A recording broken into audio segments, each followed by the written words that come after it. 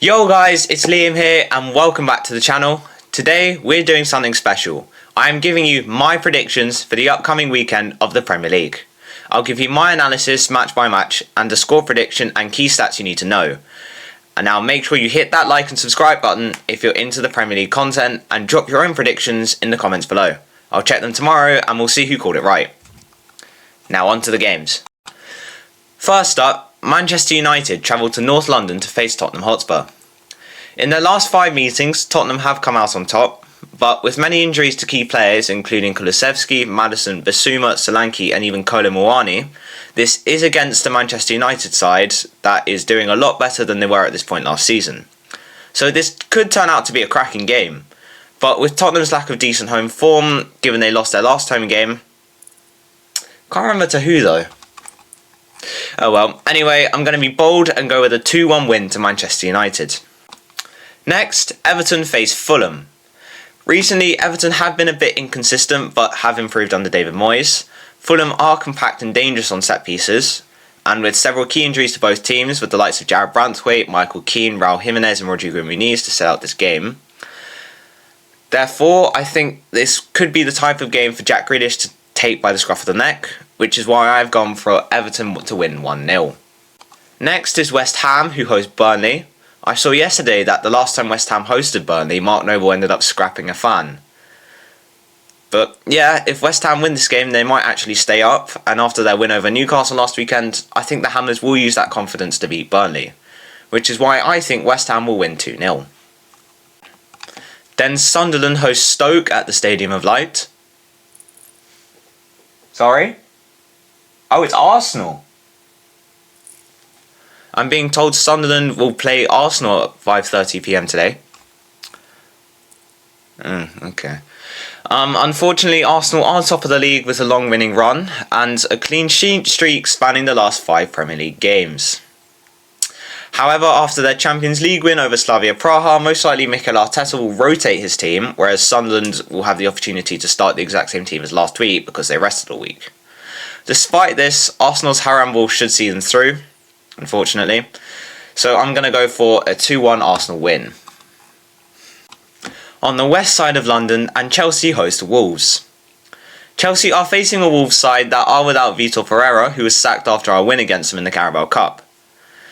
Injuries wise, Romeo Lavia was brought off after 10 minutes against Qarabağ with injury, and Palmer and Nasugo are still out injured. But that's fine, because most likely Caicedo and Enzo are surely going to start as the midfield pivot for us. Pedro Neto is apparently out injured against Qarabağ, but should be back for this game, so I'm going to go for a 3-0 win for Chelsea. Actually, I may have to change that to 3-1 because Robert Sanchez played midweek, so Jorgensen will probably have to play tonight to rest Sanchez. And Jorgensen so far has been a bit calamitous, to say the least. But with the win over Tottenham and the need to bounce back after the 2-2 draw with Qarabağ, I think Chelsea should win 3-0. I'm sticking with it. Now moving on to Sunday, and we will have the M23 derby as Crystal Palace host Brighton. Palace have been fairly inconsistent, while Brighton have been quite good this season, but I think the injury to Mitoma could hurt them. Either way, I'm going with a 1-0 Brighton win. Kicking off at the same time is Aston Villa against Bournemouth. Bournemouth are currently sat in 5th, while Villa have been struggling, but they have been better. But Villa have the home advantage, so I'm going to go with a 2-1 win for the Villa. Now, where things could get interesting is over at the GTEC Stadium, where Brentford host Newcastle United. To be honest, I think both teams have been sort of a surprise package. I didn't think Brentford would do as well as they have been with their set-piece coach as manager, and Newcastle seem to be doing better with a German giant leading the line instead of Alexander Isak. Despite this, Brentford have always been good at home, but I think this will result in a 2-2 draw. Rolling on to the next fixture, and Sean Dyche FC will host Leeds United at the City Ground. Honestly, I don't have very much for this game. Both teams have been fairly mid, but Forest are seeing a sort of resurgence now Dyche has taken over from Postecoglou.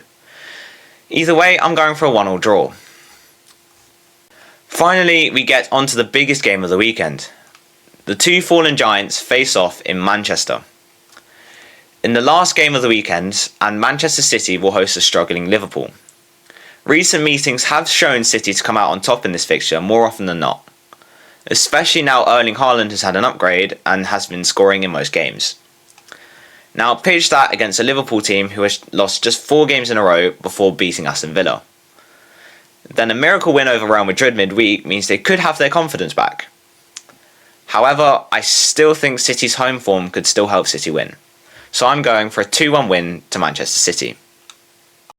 Alright, those are my matchday 11 predictions locked in. There are some risky calls in there, but I'm standing by them. Let me know in the comments where you think I've gone bold or where I've bottled it.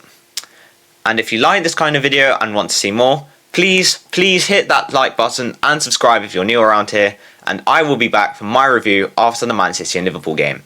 Until then, let the games begin and see you after the final whistle. Bye bye.